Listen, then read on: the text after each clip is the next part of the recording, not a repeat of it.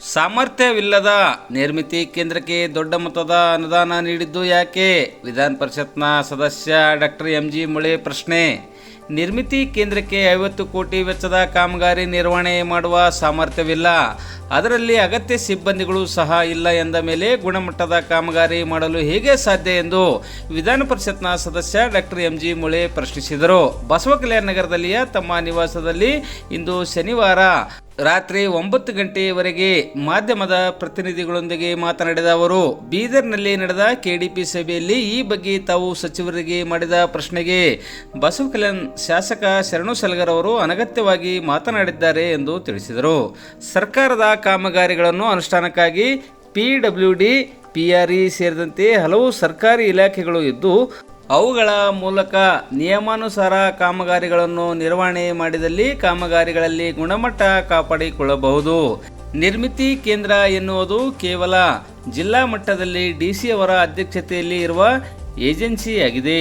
ಅದರಲ್ಲಿ ಹೊರಗುತ್ತಿಗೆ ಆಧಾರದಲ್ಲಿ ಕೆಲಸ ಮಾಡುವ ಕೆಲವು ನಿವೃತ್ತ ಅಧಿಕಾರಿಗಳು, ಸಿಬ್ಬಂದಿಗಳು ಇರುತ್ತಾರೆ ಹೊರತು ಖಾಯಂ ಅಧಿಕಾರಿಗಳು ಇರುವುದಿಲ್ಲ. ಹೀಗೆಂದ ಮೇಲೆ ಕಾಮಗಾರಿ ಗುಣಮಟ್ಟದಿಂದ ಕೂಡಿರಲು ಹೇಗೆ ಸಾಧ್ಯ ಎಂದು ಮುಳೆ ಪ್ರಶ್ನಿಸಿದರು. ಕೆಕೆಆರ್ಡಿಬಿ ಯೋಜನೆ ಅಡಿಯಲ್ಲಿ ಮಂಜೂರಿಯಾದ ಕಾಮಗಾರಿಗಳ ಪೈಕಿ ಬಸವಕಲ್ಯಾಣದ 50 ಕೋಟಿ ಸೇರಿದಂತೆ ಜಿಲ್ಲೆಯ ವಿವಿಧ ವಿಧಾನಸಭಾ ಕ್ಷೇತ್ರದ ಒಟ್ಟು 70 ಕೋಟಿ ರೂಪಾಯಿ ಅನುದಾನ ನಿರ್ಮಿತಿ ಕೇಂದ್ರಕ್ಕೆ ನೀಡಲಾಗಿದೆ. ಅಷ್ಟೊಂದು ದೊಡ್ಡ ಮಟ್ಟದ ಅನುದಾನದ ಕೆಲಸಗಳು ಅನುಷ್ಠಾನಗೊಳಿಸುವ ಸಾಮರ್ಥ್ಯ ಇಲ್ಲದ ನಿರ್ಮಿತಿ ಕೇಂದ್ರಕ್ಕೆ ನೀಡಿದ್ದು ಯಾಕೆ ಅಂತ ಬೀದರ್ನಲ್ಲಿ ನಡೆದ ಕೆಡಿಪಿ ಸಭೆಯಲ್ಲಿ ನಾನು ಸಚಿವರಿಗೆ ಪ್ರಶ್ನೆ ಮಾಡಿದ್ದೆ. ಆದರೆ ಸಚಿವರು ಉತ್ತರ ನೀಡುವ ಮೊದಲೇ ಬಸವಕಲ್ಯಾಣದ ಶಾಸಕರು ಸಮರ್ಥನೆ ಮಾಡಿಕೊಂಡು ಮಾತನಾಡಿದ್ದು ಅಲ್ಲದೆ ಆಕ್ರೋಶಭರಿತ ರೀತಿಯಲ್ಲಿ ಮಾತನಾಡಿದ್ದು ಯಾಕೆ ಅಂತ ನನಗೆ ಅರ್ಥವಾಗಿಲ್ಲ ಎಂದು ಮುಳೆ ತಿಳಿಸಿದರು. ಬಸವಕಲ್ಯಾಣ ತಾಲೂಕಿನಲ್ಲಿ ನೂತನವಾಗಿ ನಿರ್ಮಾಣ ಮಾಡಲಾಗುತ್ತಿರುವ ಶಿವಸೃಷ್ಟಿ ಯೋಜನೆಗೆ 2 ಕೋಟಿ ರೂಪಾಯಿ, ಆಲ್ಗೂಡ್ನಲ್ಲಿ 1 ಕೋಟಿ ಹಾಗೂ ನನ್ನ ಜನ್ಮಸ್ಥಳವಾಗಿರುವ ಹುಮ್ನಾಬಾದ್ ತಾಲೂಕಿನ ಘಾಟ್ ಬೋರಾಳ್ ಗ್ರಾಮಕ್ಕೆ 2 ಕೋಟಿ ರೂಪಾಯಿ ಅನುದಾನಕ್ಕಾಗಿ ಪ್ರಸ್ತಾವನೆ ಕಳಿಸಲಾಗಿತ್ತು. ಆದರೆ ಸರ್ಕಾರದಿಂದ ಕೇವಲ ಘಾಟ್ ಬೋರಾಳ್ ಗ್ರಾಮದ ಪ್ರಸ್ತಾವನೆಗೆ ಮಾತ್ರ ಮಂಜೂರಿ ಸಿಕ್ಕಿದೆ. ಶಿವಸೃಷ್ಟಿ ಹಾಗೂ ಆಲ್ಗೂಡ್ ಗ್ರಾಮಕ್ಕೆ ಸಲ್ಲಿಸಿದ ಪ್ರಸ್ತಾವನೆಗೆ ಮಂಜೂರಿ ಸಿಕ್ಕಿಲ್ಲ ಎಂದು ಸ್ಪಷ್ಟಪಡಿಸಿದ ಅವರು, ಶಿವಸೃಷ್ಟಿಗೆ ಮಂಜೂರಿಯಾದ ಅನುದಾನ ಘಾಟ್ ಬೋರಾಳ್ ಗ್ರಾಮಕ್ಕೆ ವರ್ಗಾಯಿಸಲಾಗಿದೆ ಎಂದು ಜನರಲ್ಲಿ ತಪ್ಪು ಸಂದೇಶ ಸಾರುತ್ತಿರುವುದು ಸರಿಯಲ್ಲ ಎಂದು ಮುಳೆ ತಿಳಿಸಿದರು. ಶಿವಸೃಷ್ಟಿ ನನ್ನ ಕನಸಿನ ಯೋಜನೆಯಾಗಿದೆ. ಅದಕ್ಕಾಗಿ ಹಿಂದಿನ ಬಿಜೆಪಿ ಸರ್ಕಾರದಿಂದ ಹಿಡಿದು ಇಂದಿನ ಕಾಂಗ್ರೆಸ್ ಸರ್ಕಾರದವರೆಗೆ ಸಾಕಷ್ಟು ಪ್ರಯತ್ನ ಮಾಡಿದ್ದೇನೆ. ಮುಂದೆಯೂ ಸಹ ನನ್ನ ಪ್ರಯತ್ನ ಮುಂದುವರೆಯಲಿದೆ. ಶಿವಸೃಷ್ಟಿಗಾಗಿ ಹಿಂದಿನ ಬಿಜೆಪಿ ಸರ್ಕಾರದಲ್ಲಿ ಮಂಜೂರಿಯಾಗಿದ್ದ 10 ಕೋಟಿ ರೂಪಾಯಿ ಅನುದಾನ ಕಾಂಗ್ರೆಸ್ ಸರ್ಕಾರ ವಾಪಸ್ ಪಡೆದಿದ್ದು, ವಾಪಸ್ ಹೋಗಿರುವ 10 ಕೋಟಿ ರೂಪಾಯಿ ಅನುದಾನ ಮತ್ತೆ ಮರಳಿ ತರುವ ನಿಟ್ಟಿನಲ್ಲಿ ಸರ್ಕಾರದ ಮಟ್ಟದಲ್ಲಿ ಪ್ರಯತ್ನ ನಿರಂತರವಾಗಿ ಮಾಡುತ್ತಿದ್ದೇನೆ ಎಂದು ಮುಳೆ ಇದೇ ವೇಳೆ ಸ್ಪಷ್ಟಪಡಿಸಿದರು. 3 महीने को एक बार केडीपी मीटिंग होती है, उसमें डिपार्टमेंट वाइज डिस्कशन होता है. अब ये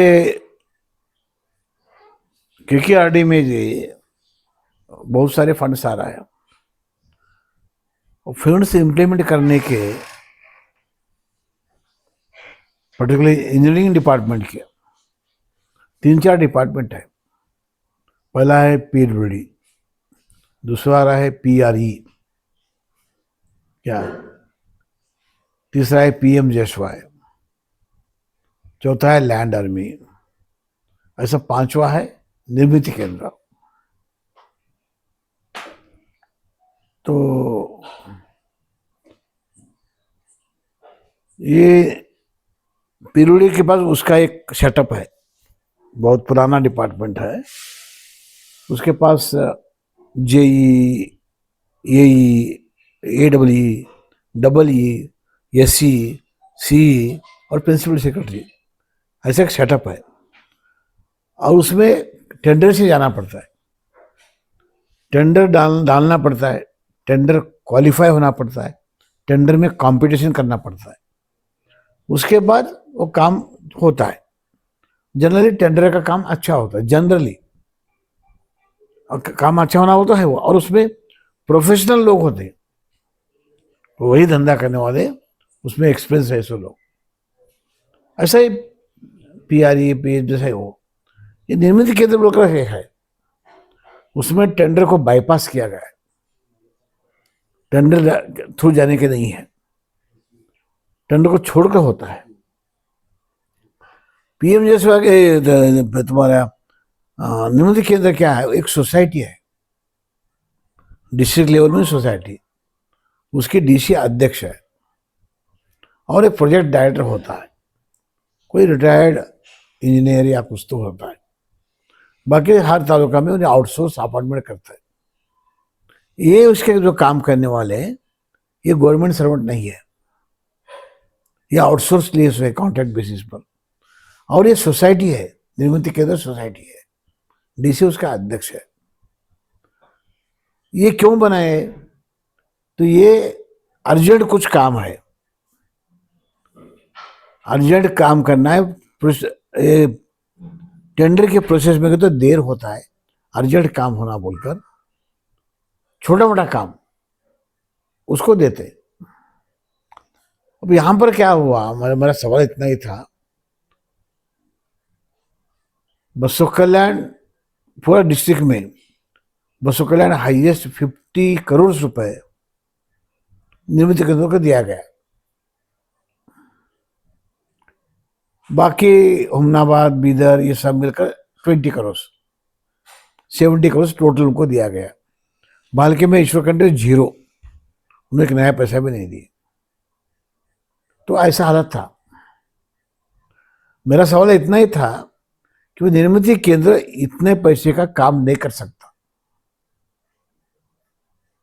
इतना, और इसका काम अगर इन्होंने किए तो भी काम क्वालिटी का नहीं होता, ऐसा मेरा ऑब्जर्वेशन था। और हैदराबाद कर्नाटक में आप 5,000 करोड़ दिए हैं एक के लिए, तो हमारा प्रोग्रेस होना बोलकर, अच्छा काम नहीं हुआ, पैसा तो खर्च होगा, प्रोग्रेस नहीं होगा। तो इसलिए मैं ये सवाल किया हुआ केडीपी मीटिंग में कि निर्मित केंद्र को काम दे तो गलत होता है। किसी को, एक आदमी को नहीं बोला, मैं इंडिविजुअल किसको भी नहीं बोला। आपने उठाया डिपार्टमेंट की सॉल्यूशंस, जो भी नहीं, डिपार्टमेंट सिस्टम को, सिस्टम जो निर्मित केंद्र है इतना काम करने वाला नहीं है। अब मैं एग्जाम्पल भी दिया, सपोज इनोवा कार है, उसमें 5 लोग बैठते हैं, 5 के बजाय 50 लोग बस के लोग बिठाए तो गाड़ी कैसे चलती है। उसका पैदाश ही क्या है, छोटे काम करने का है, विदाउट टेंडर करने का है, बाईपास कर कर। और वो गवर्नमेंट सर्वेंट नहीं है, वो सोसाइटी का सर्वेंट है, आउटसोर्स है, प्रोफेशनलिटी नहीं है, टेक्नोलॉजी नहीं है, काम अच्छा हुआ बुरा हुआ उसको चेक करने के लिए कुछ मशीनरी नहीं है। तो ऐसे में इतने बड़े काम दे तो कैसा होगा बोलकर मेरा ये सवाल था। मेरा सवाल था निर्मित केंद्र पर, ये इतना काम की कैपेसिटी नहीं है। छोटे बच्चे को जब बड़ा बोझा दिया तो कैसा होता है क्या, इतना ही मेरा सवाल था, बस इतना ही। सर, आपने तो सवाल किया था निम्न केंद्र से, लेकिन एमएलए साहब का जो रिएक्शन था वो अलग ही था, उस पर आप क्या कहेंगे सर? शायद मुझे ऐसा लगता है कि मैंने सब थोड़ा कंफ्यूज कर लिया या मिसअंडरस्टैंडिंग हो गया, क्योंकि 50 करोड़ का काम जिले में फक्त बसो कल्याण का है, निर्मित केंद्र को मैं उनको क्यों दिया लोगों ने पूछा, मैं उनको मेरा सवाल ही नहीं था। मीटिंग में ये मेरा था कि निर्मित केंद्र इतने बड़े काम नहीं कर सकता क्या। तो उन्होंने समझ नहीं आया मुझे, उन्होंने बहुत आर्गुमेंट किए, जोर जोर से बात किए, बहुत बहुत अच्छा काम, निर्मित केंद्र बहुत अच्छा काम करता है, नंबर 1 काम करता है, सभी डिपार्टमेंट बहुत अच्छा काम करते हैं बोलकर बोले वो मगर मैं जो बात कर रहा हूं उससे कोई संबंध नहीं हो। मेरा ये था कि इसकी पैदाशी है जो निर्मित केंद्र की इतने बड़े काम करने के नहीं है, इतने इसकी कैपेसिटी नहीं है, कैपेबिलिटी नहीं है, उतना उसके पास स्टाफ नहीं है, उतने पास मशीनरी नहीं है। ये मेरा ಅದಕ್ಕೆ ಲಿಮಿಟ್ ಅದೇನು ಸರ್, ಇಂತಿಷ್ಟು ವರೆಗೂ ಮಾಡಬಹುದು? ಲಿಮಿಟ್ ಇಲ್ಲ, ಲಿಮಿಟ್ ಇಲ್ಲದ್ರೆ ಆಯ್ತಲ್ಲ, ಲಿಮಿಟ್ ಇದ್ರೆ ಹ್ಯಾಂಗೆ ಕೊಡ್ಲಾಕ್ ಬರ್ತೀವಿ. सर, आपका जो सवाल था नेमती केंद्र से था, एमएलए का जो रिएक्शन था कुछ अलग था, तो इस पे आपका क्या कहना है सर? जो एमएलए का जो रिएक्शन था उस पर आपकी क्या राय है? अब मैं उसको क्या आंसर करूं?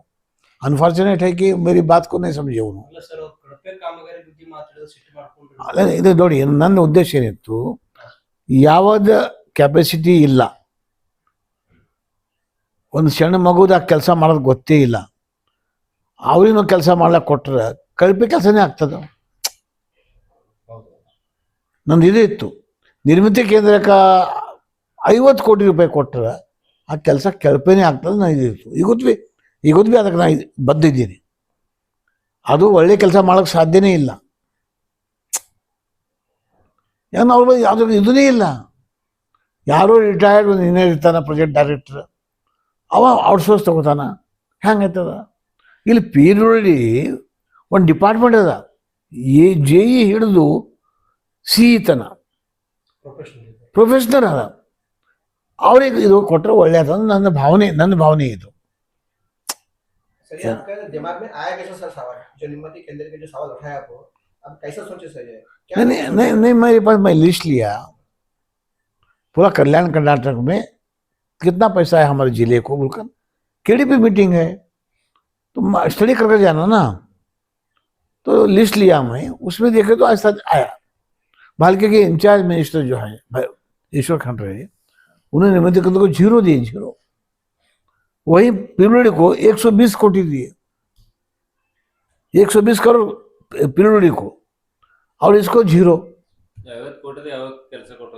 ಅವೆಲ್ಲ ಡಿಟೇಲ್ ನೋಡಕ್ ಹೋಗಿಲ್ಲ ನಾನು. ಸರ್, ಇವಾಗ ಅದೇ ಸಂದರ್ಭದಾಗ ಅವರು ಒಂದು ಆರೋಪ ಮಾಡ್ತಾರೆ.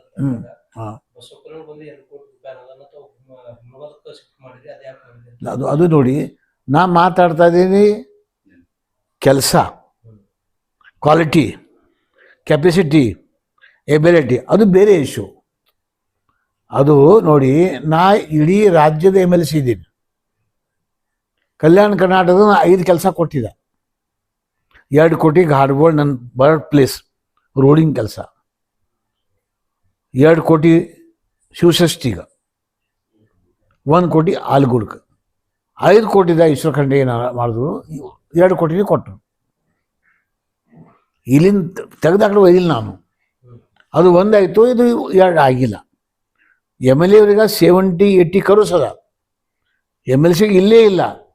ಅವ್ರು ಈಶ್ವರ ಖಂಡ್ರೆ 2 ಕೋಟಿ ಕೊಟ್ಟರು. ನಮ್ಮ 5 ಕೋಟಿ ಕೊಟ್ಟರೆ ಆಶೆ ಇತ್ತು, 2 ಕೊಟ್ಟರು. ಏನೋ ಇದು ಶಿವಸೃಷ್ಟಿ ಬಗ್ಗೆ ಅದು ನಾನು ಹೇಳ್ತೀನಿ, ನೀವು ಬೇಕಾದ್ರೆ ರೆಕಾರ್ಡ್ ಮಾಡ್ಕೊರಿ. ಶಿವಸೃಷ್ಟಿ ಶಬ್ದನೇ ಗೊತ್ತಿದ್ದಿಲ್ಲ ಯಾರಿಗೂ. ಶಿವಸೃಷ್ಟಿ ಇದು ನನ್ನ ಕನಸು. ನಾ BJP ಜಾಯ್ನ್ ಆಗಪಡಿ ಶಿವಸೃಷ್ಟಿ ಮಾಡ್ಬೇಕಂತ ಕಂಡೀಷನ್ ಹಾಕ್ದ. ಆ ಕಂಡೀಷನ್ ಪ್ರಕಾರ 10 ಎಕರೆ ಭೂಮಿ ಕೊಡಬೇಕು, 10 ಕೋಟಿ ಕೊಡಬೇಕು. ಬೊಮ್ಮಾಯಿ CM ಆಗಾನ 10 ಕೋಟಿ ಭೀ ಕೊಟ್ಟರು, 10 ಎಕರೆ ಭೂಮಿ ಭೀ ಕೊಟ್ಟರು.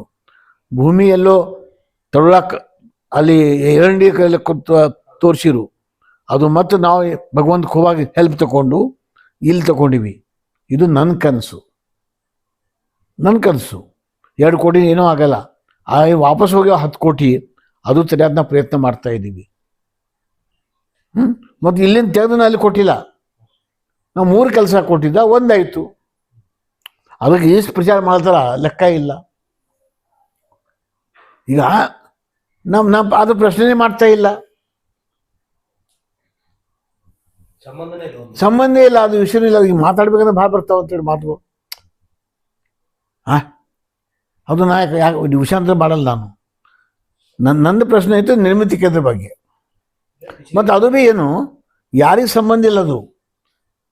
ಅದು ನಿರ್ಮಿತಿ ಕೇಂದ್ರಕ್ಕೆ ಆ ಶಕ್ತಿ ಇಲ್ಲ. ಇದು ನನ್ನ ಹೇಳ್ತಾ ತತ್ವ ಇತ್ತು. ಇಷ್ಟು 70 crores ಆಯಿತು ಡಿಸ್ಟ್ರಿಕ್ಟ್ ತುಂಬ. ನಮ್ದು 50 crores, ಬೀದರ್ ಸೌತು, ಹುಮ್ನಾಬಾದ, ಬೀದರ್, ಈ 3 ಔರಾದ್. ಇದು 4 ಆಗಿ 4, ಇದು 5, ಒಂದೇ 0 ಬಾಲ್ಕಿ. 70 crores ಕೆಲಸ ಮಾಡೋದು ಅದು ಶಕ್ತಿ ಇಲ್ಲ. ऑडिट भी नहीं होता उनके लेवल पर, सोसाइटी लेवल पर होता होगा. तो अब मैं आपको बोला उनको कि वो ऑडिट करो. मैं जो बोल रहा हूँ सही है क्या झूठ है, ऑडिट करो। उन्होंने बोले बोगस काम हुआ नहीं, कल पे कल सा हुआ नहीं एमएलए साहब।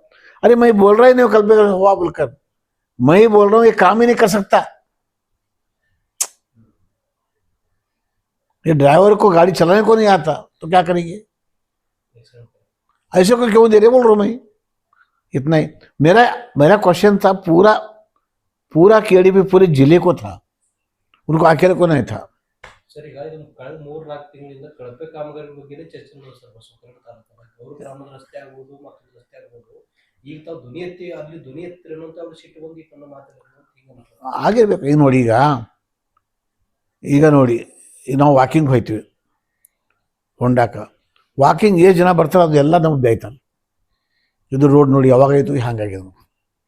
ತಹಶೀಲ್ ಆಫೀಸ್ ಮುಂದು ರೋಡ್ ಮಾಡ್ಯಾರ, ಎಲ್ಲ ಕಿತ್ತು ಹೋಗ್ಯದ. ನಾನು 20 ವರ್ಷ ಆಯಿತು ಎಮ್ ಎಲ್ ಎ ಆಗಿ, ಎಕ್ಸ್ ಎಮ್ ಎಲ್ ಎ ಆಗಿ, ಏನಾನು ನಾ ರೋಡ್ ಮಾಡಿದ್ದು ಇಲ್ಲಿ कौन-सा एरिया वो नीचे हमारे मतीन जास का घर था ना नीचे, हाँ हाँ ಇನ್ನೊಂದು ರೋಡ್ ಹಂಗೆ ಅದ. ಇಲ್ಲಿ ರೋಡ್ ಹೋಗ್ಲಿ ಬಿ ಹಿಂಗ ಇದು ಖುಷಿ ಅಂತ ಅದು ಬರಲ್ಲ. ಇದು ಎಷ್ಟು ಇದು ಇದರಲ್ಲಿ ಲೈಫ್ ಇರ್ತದಲ್ಲ. ಈಗ ಹೋಗಿ ನೋಡ್ರಿ ನೀವು, ಅವ್ರು ಚಾಲೆಂಜ್ ಮಾಡ್ತಾ ಇದ್ರು ಯಾವುದೇ ಹೇಳ್ರಿ, ಯಾಕೆ ಸುಮ್ಮನೆ ನಾವು ಭಯ ಹತ್ತಿಲ್ಲ. ಮತ್ತೆ ನಾನು ಎಮ್ ಎಲ್ ಸಿ ಫಸ್ಟ್ ಬಂದಲ್ಲ ಅವಾಗೇನ ಅಲ್ಲಿ ನಾನು ಸ್ವಾಗತ ಮಾಡಿದ್ರು.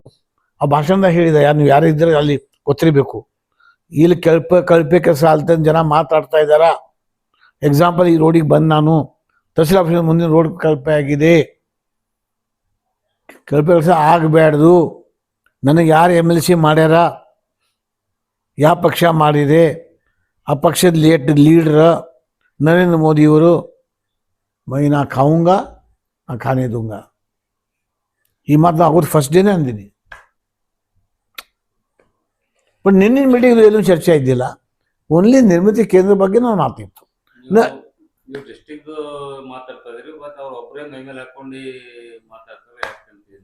ಅವ್ರಿಗೆ ಗೊತ್ತು, ಅವ್ರಿಗೆ ಕೇಳಿ ನೀವು ಯಾಕೆ ಹಿಂಗೆ ಮಾತಾಡಿದ್ರು.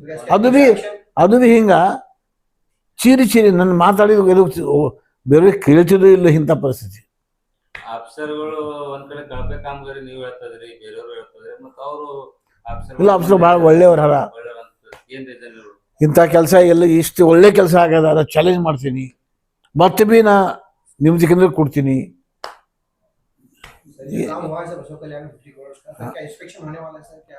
नहीं 50 करोड़ का काम हुआ या नहीं और पता नहीं हमको, क्योंकि कौन सा काम ये भी मालूम नहीं है.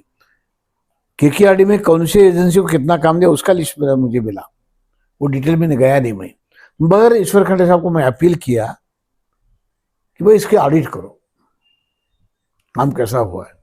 उन्होंने वहाँ सबके सामने मान लिया ऑडिट करेंगे, सबका करेंगे, पीडब्ल्यूडी का भी करेंगे, पीएमजेएस भी करेंगे, पीआरआई करने दो, हमको क्या. सर पिछले कुछ दिनों से एमएलए साहब का जो बयान है पुलिस को लेकर या फिर मीडिया को लेकर एक अलग से बयान चले सर, ये पुलिस जो है और विजय सिंह को फॉलो करता है, ये करता है सर, इस तरह से स्टेटमेंट जो दे रहे थे एमएलए रहते हुए, ये बयान को आप किस तरह से देखते हैं सर? नहीं, उसके बारे में मैं कमेंट नहीं करूँगा. उनका बयान है, इंडिविजुअल है. अब देखो, मैं 1 साल हो गया एमएलसी होकर, किसी भी प्रोग्राम में मुझे नहीं बुलाए. आप सब लोग प्रेस के लोग हैं, किसी प्रोग्राम में मुझे देखे आप, किसी पूजा में देखे आप, एक प्रोग्राम में नहीं हूं. अब मैं क्या बोलूं.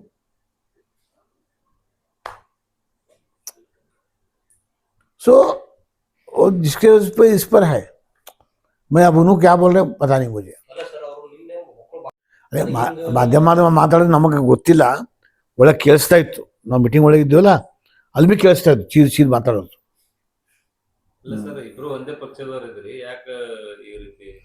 ಈಗ ನೋಡಿ, ಪಕ್ಷ ಅಂದ್ರೆ ಇಬ್ರು ಕಲ್ತು ಲೂಟಿ ಮಾಡ್ಬೇಕಾ? ಪಕ್ಷ ಒಂದೇ ಇದೆ, ಪಕ್ಷ ಒಂದೇ ಇದ್ದರೂ ನಂದು ಆಮೇಲೆ ಕ್ವಾಲಿಟಿ, ನನಗೆ ಕ್ವಾಲಿಟಿ ಬೇಕು, ಅದು ನನ್ನ ಬ್ಲಡ್ದಾಗಿದೆ. ನಾ ಯಾವಾಗ ಎಮ್ ಎಲ್ ಎ ಇದ್ದಾನು ನಾವು ಕ್ವಾಲಿಟಿನೇ ಕೇಳ್ತಾ ಇದ್ದ. ಆ ಸಲಕ್ಕೆ ಈಗೋದು ಭೀ ನಾ ರೋಡ್ ಮಾಡಿದ್ದು, ರೋಡ್ ಅವ ಹೋಗಿ ನೋಡ್ರಿ ನೀವು. ನಾವು ಸುಳ್ಳಾಡಿದ್ರು ಮತ್ತು ನಂದೇನದ ಕೆಲಸ ಮಾತಾಡಬೇಕು, ಮನುಷ್ಯ ಇಲ್ಲ. ಕಣ್ಣಿಲ್ದ ಮನುಷ್ಯ ಕುಡು ಮನುಷ್ಯ ಬಿ ರೋಡ್ ಮೇಲೆ ಹೋದ್ರೆ ಅವನಿದು ರೋಡ್ ಅದ ಅಂತ ಅನಿಸ್ಬೇಕು. ಕಾಗದ ಮೇಲೆ ರೋಡ್ ಅದ ಅಂತ ಹೇಳಿದ್ರೆ ಹ್ಯಾಂಗೈತದ? ಇದು ಪಕ್ಷ ಪ್ರಶ್ನೆನೇ ಇಲ್ಲ, ಪಕ್ಷ ಇಲ್ಲ ಪ್ರಶ್ನೆನೇ ಇಲ್ಲ. ನಿನ್ನಿನ ಮೀಟಿಂಗು ಕರ್ನಾಟಕ ಡೆವಲಪ್ಮೆಂಟ್ ಮೀಟಿಂಗ್, ಅದು KDP ಡೆವಲಪ್ಮೆಂಟ್ ಪ್ರೋಗ್ರಾಮ್. ಎಲ್ಲ ಪಕ್ಷದ ಇದ್ದೀವಿ, ಪಕ್ಷ ಇಲ್ಲೇ ಇಲ್ಲ. ಇಲ್ಲ ಅವರು ಯಾಕೆ ಪದೇ ಪದೇ ನಿಮ್ದು ಅವ್ರದ್ದು ಯಾಕೆ ಆಗ್ತದೆ ಅಂತ ಹಿಂಗೆ ನಾವು हमने ಇಲ್ಲ ಆಯ್ತಲ್ಲ. ಈಗ ನೋಡಿ, ನೀವು ಕರೆದಿಲ್ಲ ಅಂತ ಒಂದು ಹೇಳ್ತಿದ್ರಿ, ಅವ್ರು ಕರಿತಲ್ಲ ಅಂತ ಹೇಳ್ತಾ ಇದ್ರಿ, ಇಲ್ಲ ನಾ ಹೇಳ್ದಲ್ಲ ಇದು. ಅದೇ ಹೇಳ್ತಾ ಇದ್ರಿ. ಹಾಂ, ಯಾಕೆ ಏನಿರ್ಬೋದು ಸರ್ ಈ ಕಲರ್? ನನಗೆ ಗೊತ್ತಿಲ್ಲ. सर धर्म सिंह साहब के बारे में कुछ बात की है सर, उसको पता है ಕಾಂಕಿ प्रेस में सर बात की, प्रेस में बाहर निकलने के बाद प्रेस से बात की। प्रेस का मुझे मालूम नहीं क्या बोले उन्होंने, जो मालूम है सब क्या खबर हाँ.